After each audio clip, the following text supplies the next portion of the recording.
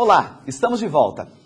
Falando de contabilidade pública, orçamento, receita e despesa, plano de contas, vamos falar de controle também do patrimônio público, correto?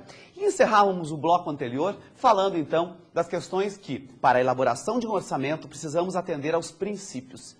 E ainda, que um orçamento ele tem um tempo determinado, um ano.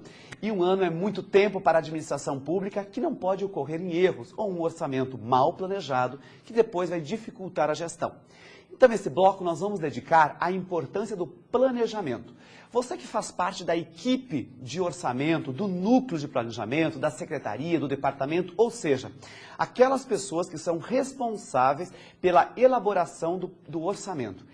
É importante que você tenha uma metodologia, um planejamento para a elaboração do orçamento público, correto? Acompanhe comigo que o primeiro passo de um planejamento é compreender, levantar, certo? Os itens que fazem parte de critérios desde prioridades que a administração pública precisa atender nesse sentido. Então veja só, como primeiro ponto, o levantamento de problemas e situações que afetam a população. Ou seja, nós precisamos identificar as prioridades. É natural que na sua cidade, na sua entidade pública, fundação, autarquia, você tenha inúmeros problemas e o seu orçamento não vai dar conta nesse período que vai vir de solucionar todos. Até porque quando você elimina alguns, outros começam a aparecer. A demanda muda. Ok? Muito bem. O primeiro passo é entender que no processo de planejamento nós precisamos ter prioridades. Em seguida, nós precisamos definir metas, objetivos, correto? Tudo o que vai ser feito na administração pública precisa ter uma meta, com indicadores para que eu possa medir se eu atingir ou não. Se você não coloca indicadores, não coloca metas, não tem como avaliar o teu orçamento e você nunca vai saber se ele está sendo bem avaliado ou não. Seguindo, pessoal, nós precisamos de uma programação de ações adequadas, o acompanhamento dessas ações e sempre compreender que nós estamos num ciclo e esse ciclo necessita então de reavaliação, ou melhor, de avaliação para permitir medidas corretivas para que nós não vamos incorrer em erros, tanto na elaboração do orçamento, como depois também na execução.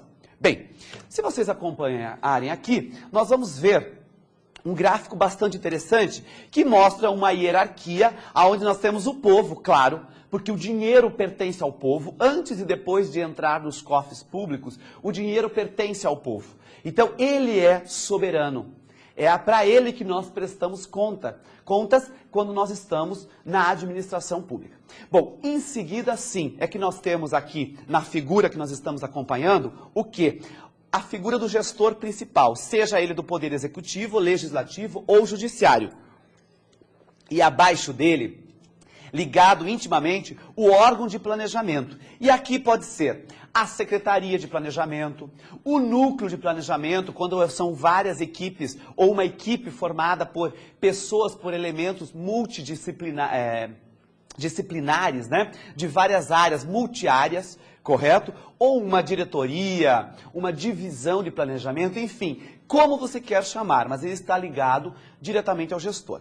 Aí sim, nós temos as grandes funções dessa equipe, que é a previsão, a projeção de receitas, despesas, a análise do planejamento e a estatística, porque nós precisamos de dados para, então, poder elaborar um orçamento com propriedade. E aí você vai perceber nessa figura que nós temos no lado esquerdo, né, os vários itens que são os fatores que influenciam no momento do planejamento. Às vezes você quer ter uma equipe extremamente técnica, né, para fazer um orçamento, mas você tem uma influência que não é só técnica. Veja a primeira que nós temos aqui, é a questão dos partidos políticos, são os partidos políticos, né, eles têm uma influência muito grande. O meio ambiente, né, se está mais equilibrado ou menos equilibrado. Quando eu falo meio ambiente, estou me referindo à questão até econômica, a questão de riqueza, as classes sociais e assim por diante. Em seguida, as outras esferas do governo que brigam também por orçamento, a questão do legislativo, do judiciário, né? O setor privado que quer investimentos, que precisa de investimentos. Então, as classes do setor privado também vão buscar mais investimentos. E aí você vai ter que começar a abrir, né, o teu orçamento mais. Em seguida, acompanhe aí. Vocês têm outros grupos de interesse, como, por exemplo, ONGs, né? Entidades que trabalham em cooperação e assim por diante. Então, é muito importante que você trabalhe esses itens, né, relacionados ao orçamento, que são itens que vão influenciar no momento de você determinar, elaborar. Então, quando você vai elaborar orçamento, você não pode esquecer que você tem fatores externos que influenciam na questão da elaboração. E ainda, pessoal, a importância de que o orçamento, vejam que ele está na base da pirâmide aí, né? O orçamento fiscal, de investimentos e seguridade social são os três grandes grupos que formam a LOA, a Lei Orçamentária Anual, né? O orçamento de investimentos, quando a entidade aplica em outras, seguridade social, falando de recursos destinados, então, à saúde, previdência e ação social. E essa pirâmide é para dizer o seguinte, pessoal, não podemos fazer um orçamento que está na base, é onde efetivamente o recurso vai ser aplicado em programas e projetos, atividades ou projetos, né? Sem lembrar, sem dar importância às demais peças que compõem essa pirâmide, que é a Lei de Diretrizes Orçamentárias e também o Plano Plurianual, correto? É muito importante isso. Vejam, é importante porque, então, nós temos a integração dessas peças, né? Sempre com indicadores, né? Que vão valorar a ação, né? Vão criar e que vão permitir todo depois uma análise para que você possa corrigir o orçamento quando for necessário. Ainda, esta outra figura mostra para nós, certo, a lógica da lei orçamentária, finalizando ali à nossa direita. Sem esquecer, então, né, começando ali, saindo do orçamento e voltando, né, nós temos o plano plurianual e a lei de diretrizes que dão um embasamento. Vejam que ele liga, né, os dois momentos ali, ele está ligando, correto? As decisões, as influências, os recursos que nós precisamos ter, que são os recursos não só orçamentários, financeiros, mas humano, estrutural, para a elaboração do orçamento, né? Eu dizia ainda no primeiro bloco que um orçamento não se faz a toque de caixa, né? Você precisa de toda uma estrutura para ele ser bem feito. E não esquecer do plano diretor. O plano diretor para um município, por exemplo, é o grande planejamento estratégico. É onde você vê como que o seu município vai desenvolver ou o que se espera dele, correto? E ainda nós temos o modelo orçamento-programa, ou seja, um programa é um conjunto de ações. E essas ações precisam de metas, indicadores, precisam ser avaliados. Esse é o princípio que nós trabalhamos, correto? Um orçamento-programa. E o programa, certo? Ele pode ser uma área, por exemplo, um programa na área de educação. Será composto por várias ações e que serão sempre, né, atrelados por essas questões. Qual a finalidade? Para se criar um programa, é necessário que você tenha claro qual a finalidade deste programa, porque senão ele se torna inútil, desnecessário ou irrelevante. Então você sempre vai criar programas para áreas, sabendo que é um conjunto de ações e que precisa ter uma finalidade. Bem, ainda, pessoal, quando o programa é criado, essa é a estrutura que nós precisamos acompanhar. Veja, um programa tem objetivos, ou seja, tem uma finalidade, tem metas, porque nós precisamos avaliar resultados. E para avaliar esses resultados, nós temos indicadores. Então, nós precisamos criar indicadores para todos os programas, para que eles possam ser avaliados. Em seguida, nós temos as ações, porque um programa é executado com base nas ações. Se eu não tenho ações, eu não executo um programa. Ou se eu tenho poucas ações ou ações pequenas, insignificantes, o meu programa se torna pequeno e insignificante também. Correto?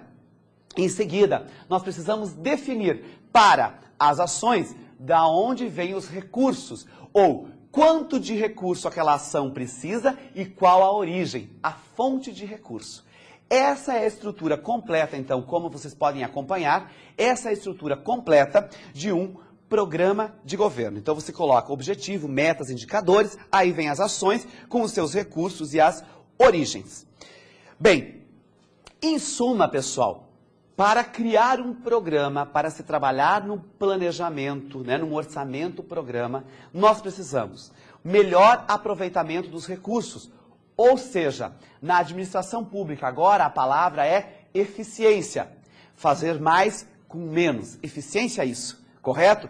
Fazer mais com menos dinheiro, fazer mais com menos tempo, fazer mais com menos pessoas. É um orçamento otimizado, correto? E que apresente mais resultados. Por quê? Porque a população está exigindo uma demanda cada vez maior e nós sabemos que os recursos são finitos.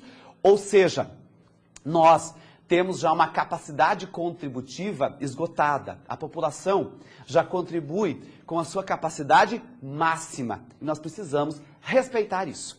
Continuando, para resumir, veja, o planejamento é importante porque vai determinar os meios de alcançar os recursos financeiros, você terá uma base mais realista, você terá critérios de análise e decisão, vai poder avaliar a atividade e vai poder ter um acompanhamento e controle orçamentário, ou melhor, monetário, certo? De tudo o que acontece entre a receita e despesa na administração, correto? Nós encerramos esse bloco que falou sobre planejamento e voltamos em seguida.